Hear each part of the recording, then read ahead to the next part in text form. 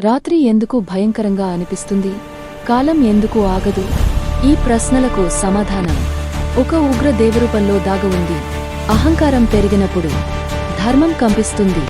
అప్పుడు శివుడు శాంతుడిగా ఉండడు. శివుడి క్రోధం నుంచి ఒక దివ్య ఉగ్ర స్వరూపం జన్మించింది. అతడే కాలభైరవుడు. కాలానికి అధిపతి, ధర్మానికి రక్షకుడు. కళ్లలో అగ్ని, చేతిలో ఆయుధం.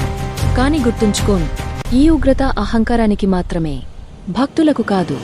భైరవుడు కాలాన్ని నియంత్రిస్తాడు, పాపాన్ని శిక్షిస్తాడు. అందుకే ఆయనను అంటారు కాలానికి కాపలాదారు.